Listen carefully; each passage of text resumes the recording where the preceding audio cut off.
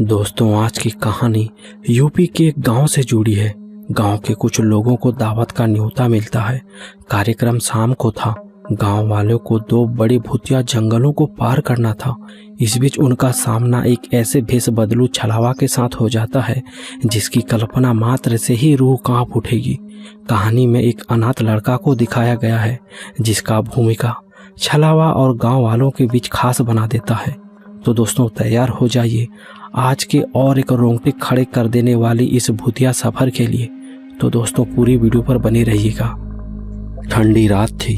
हवा में सर्दी की सिहरन थी, जैसे कोई अदृश्य ठंडी सांस गांव के ऊपर मंडरा रही हो। गांव के बीचों बीच एक छोटे से आंगन में 5 लोग आग के चारों ओर बैठे थे।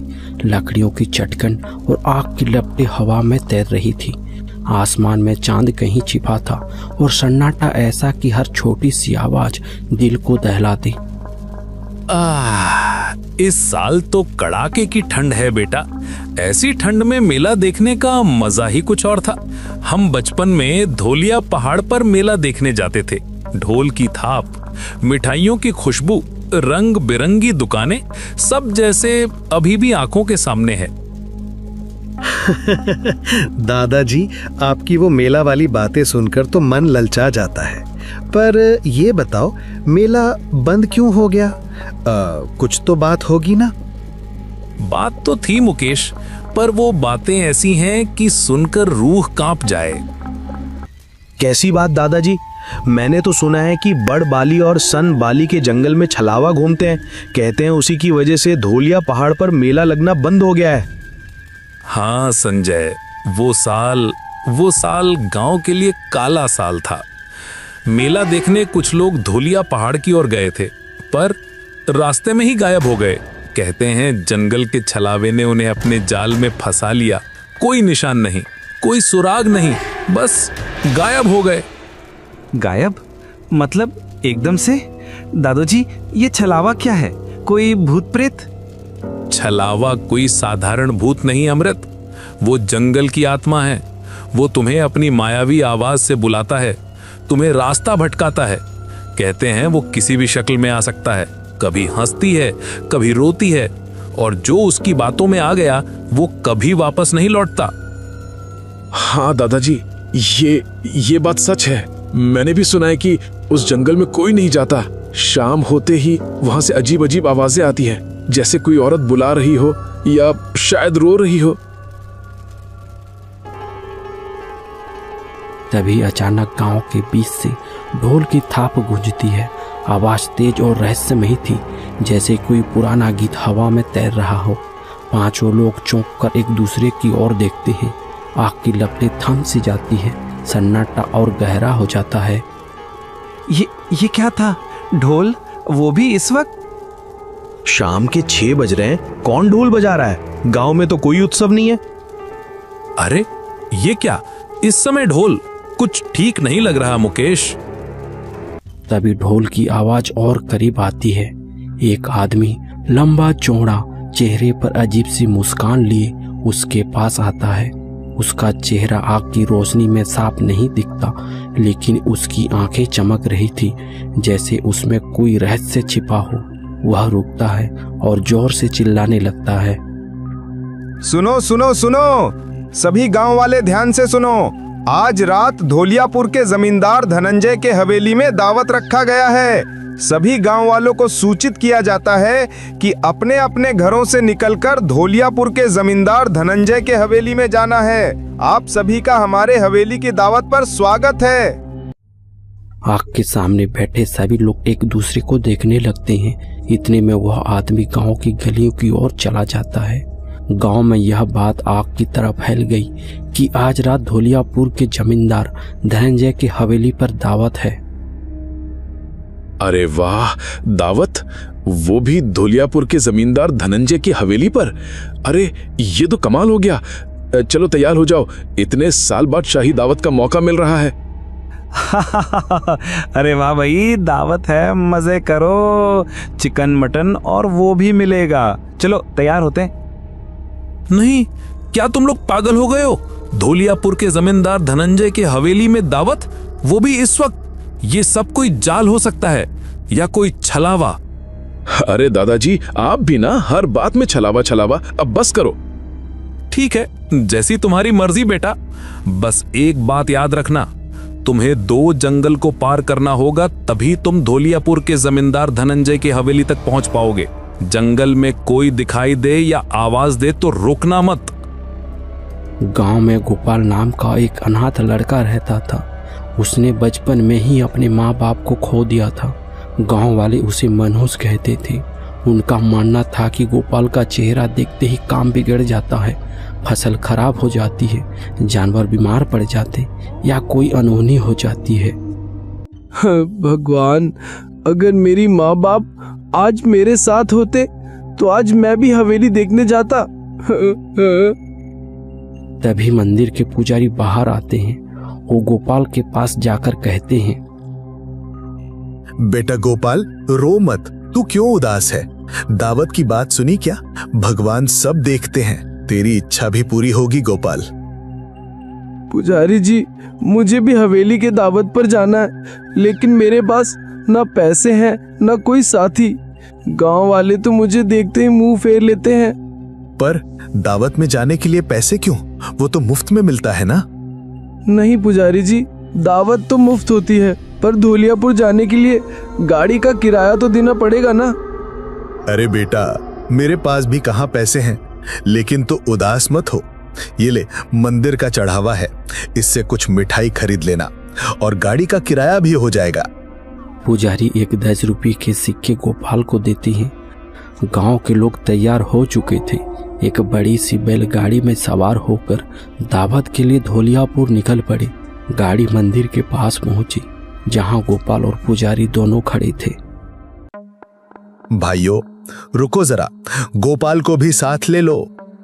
पुजारी जी, हाँ भी ना। गोपाल वो मनहूस, उसके साथ जाते ही सब बिगड़ जाएगा। और हम सब ने 10-10 रुपए भाड़ा देकर ये हरिया चाचा की बैलगाड़ी किराए पर लिया है। नहीं पुजारी जी, गांव में सब जानते हैं गोपाल का साया पड़ते ही अनहोनी हो जाती है, हम क्यों रिस्क लें? अरे सब चुप करो, बेचारा गोपाल अनाथ है, उसका भी मन है, ले चलते हैं उसे भी अपने साथ।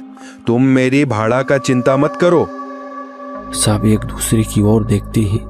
आखिरकार हरिया और पुजारी की बात मान ली जाती है। गोपाल को गाड़ी में सबसे पीछे बैठाया जाता है। सुनो सब, धोलियापुर जाने के लिए बड़बाली और सनबाली 2 बड़े जंगल पार करने होंगे। बड़बाली के रास्ते मत जाना, वहां खतरा है। सनबाली से होकर जाना। गाड़ी आगे बढ़ती है। बच्चे अब चुप हो गई। हवा और ठंडी हो गई। रास्ते में कुछ लोग गोपाल को बुरा भला कहने लगते हैं। ये गोपाल को क्यों ले आए? अब देखना कुछ न कुछ बुरा होगा, मनहूस है वो। अरे मनहूस, तू गाड़ी के पीछे ही बैठा रहे और तुम सब चुप रहो, इस जंगल में छलावा घूमते हैं। गाड़ी जंगल में प्रवेश करती है। घना जंगल, पेड़ों की छांव में अंधेरा छा जाता है। हवा में पत्तियों की सरसराहट जैसे कोई फुसफुसा रहा हो।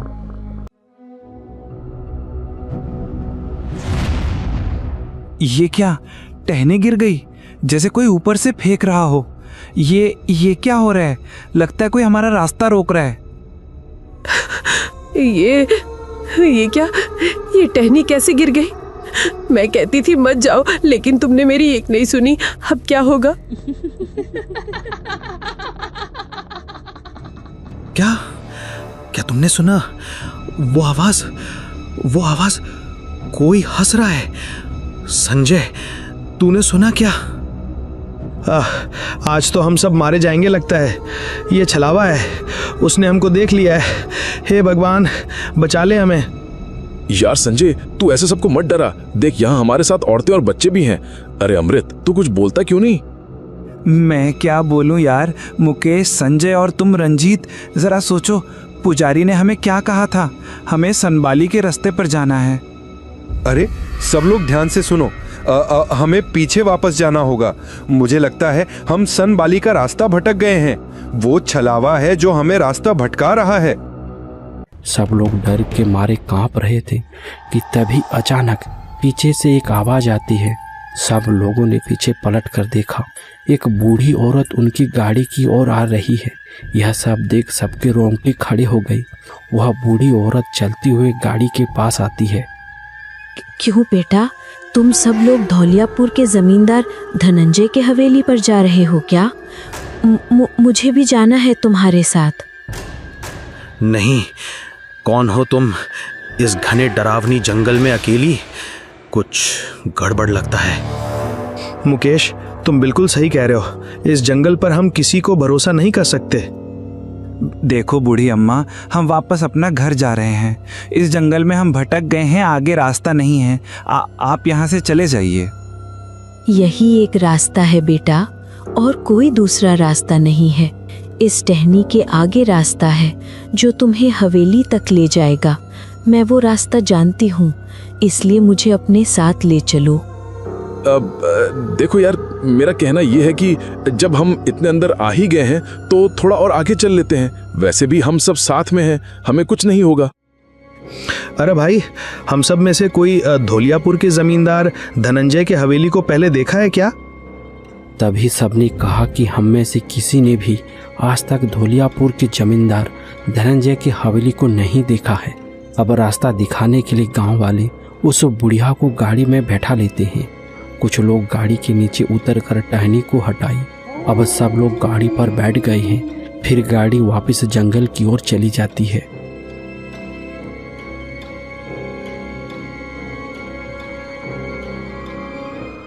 बेटा, इस रास्ते से नहीं जाएंगे। मैं इस जंगल में रहती हूँ, मुझे सारे रास्ते पता है। दूसरा रास्ता लो, वो छोटा है। धनंजय जमींदार की हवेली जल्दी पहुँच जाओगे। लेकिन पुजारी जी ने तो सनबाली का रास्ता बताया था। बड़बाली तो खतरनाक है। हाँ हरिया चाचा, पुजारी जी की बात मानो, सनबाली से चलते हैं। गाड़ी सनबाली के रास्ते पर मुड़ती है, लेकिन तभी एक सियार अचानक रास्ता काट कर गुजरता है। उसकी आंखें अंधेरे में चमक रही थी, जैसे कोई चेतावनी दे रहा हो। सियार, अरे ये तो अशुभ है, रास्ता काट गया। मैं तो कब से कह रही हूँ तुम लोगों को, ये रास्ता अशुभ है। सनबाली का रास्ता छोड़ दो, बड़बाली से चलो। मुझे डर लग रही है। सियार तो सच में अशुभ होता है। शायद बूढ़ी अम्मा ठीक कह रही हो। ठीक है, बड़बाली चलते हैं, लेकिन जल्दी निकलना होगा। सब लोग शांत रहो। नहीं हरिया चाचा, सनबाली से चलो। पुजारी जी ने कहा था बड़बाली खतरनाक है। मुझे कुछ गलत लग रहा है। चुप कर मनहूस, तू बोलने वाला कौन होता है? तेरे वजह से तो सियार रास्ता काट गया। तू बस मुसीबत लाता है। इसे अभी गाड़ी से नीचे उतारो। हाँ गोपाल, तुझे साथ ले आए वही गलती थी। अब तो हमारे साथ नहीं जाएगा। उतर नीचे। बस कर गोपाल, तुझे साथ लेकर बड़ी गलती कर दी हमने। अब और मुसीबत मत ला। उतर जा गाड़ी से, पैदल पीछे पीछे आ। गोपाल को गाड़ी से उतार दिया जाता है। वह अकेला जंगल में खड़ा रह जाता है। अब गाड़ी तेजी से आगे निकल जाती है। घना जंगल, चारों ओर अंधेरा और हवा में एक सिसकारी। गोपाल की आंखों में आंसू बहने लगते हैं। अब मैं मर जाऊंगा। ये जंगल और ये छलावा आज मुझे मार डालेगा। मुझे गाड़ी के पीछे पीछे चलना चाहिए। गाड़ी पहियों के चिन्ह को देखते हुए मुझे आगे बढ़ना होगा।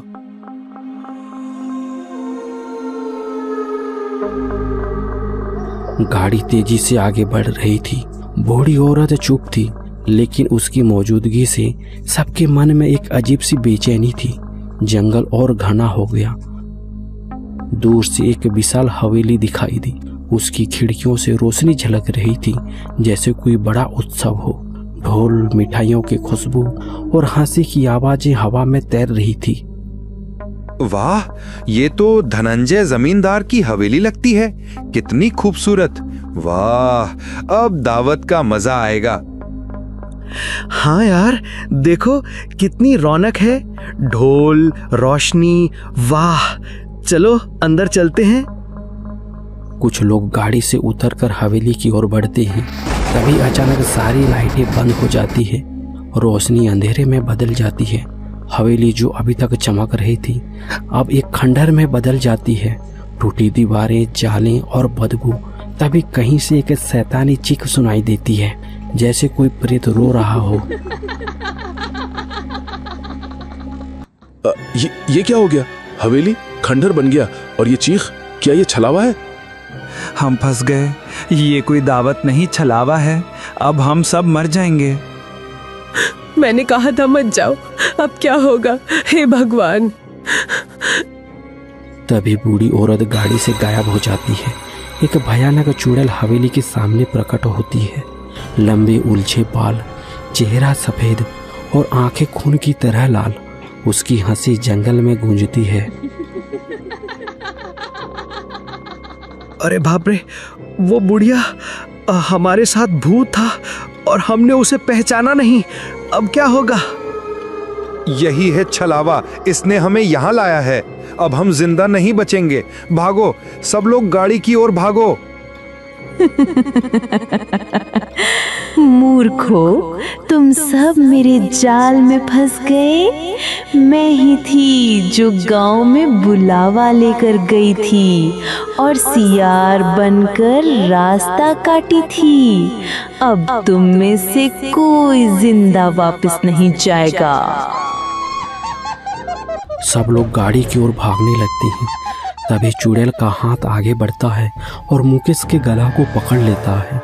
वह उसे हवा में उठाकर जमीन पर पटक देती है। मुकेश बेहोश हो जाता है। फिर एक एक करके संजय और रंजीत का भी वही हसरत होता है। तीनों जमीन पर पड़े हैं, बेहोश हो जाते हैं, जैसे उनमें अब कोई जीवन ही नहीं है। अमृत और हरिया भागते हुए गाड़ी पर चढ़ जाते हैं। हमें माफ कर दो, हमें नहीं पता था। हमें जाने दो, छोड़ दो हमें। हे भगवान, ये हम कहाँ फंस गए? हम गलत थे। अरे कोई है, हमें इस छलावा से बचा लो। सब लोग डर से कांप रहे हैं। गाड़ी का चक्का हिल नहीं रही है, मानो कोई उसे कसकर पकड़ लिया हो। तभी जंगल से गोपाल दौड़ता हुआ आता है। उसका चेहरा पसीने से भीगा है। तभी चुड़ैल की नजर गोपाल पर पड़ी। चुड़ैल का हाथ गोपाल की ओर बढ़ता है, लेकिन जैसे ही वह उसे छूने वाली होती है, उसके हाथ में आग लग जाती है। वह चीखती है और पीछे हट जाती है। ये क्या है? तुझे छू नहीं पा रही हूँ। वह फिर से कोशिश करती है, लेकिन उसकी हाथ फिर से जलने लगती है। देखो, वो आ गया। ये गोपाल, यही हमारा रक्षक है, जिसे हम मनहूस कहते थे। वही हमें बचाएगा। गोपाल, बता, तेरे पास क्या है? वो छलावा तुझे छू नहीं पा रही है। शायद ये सिक्का जो मुझे पुजारी जी ने दिया था, इस पर किसी भगवान की छाप है। शायद इसीलिए ये छलावा मुझे छू नहीं पा रही। गोपाल, आगे बढ़, इसे भगा दे। तू ही हमें बचा सकता है। नहीं, मुझे डर लग रहा है। वो छलावा अब किसी को छोड़ने वाली नहीं थी। उसने गाड़ी की ओर देखा। गाड़ी अब हवा में उठने लगी। ये सब देख गांव वाले जोर जोर से चिल्लाने लगे। तभी अंधेरे में एक हल्की सी रोशनी दिखती है। गोपाल की माँ की आत्मा प्रकट होती है। उसका चेहरा शांत और प्यार भरा है। बेटा, डर मत। तुझे आज मौका मिला है खुद को साबित करने का। अंधेरे का सामना कर। तेरा सिक्का तेरा हथियार है। माँ, आप आ गई। आप मुझे छोड़कर कहाँ चली गई थी?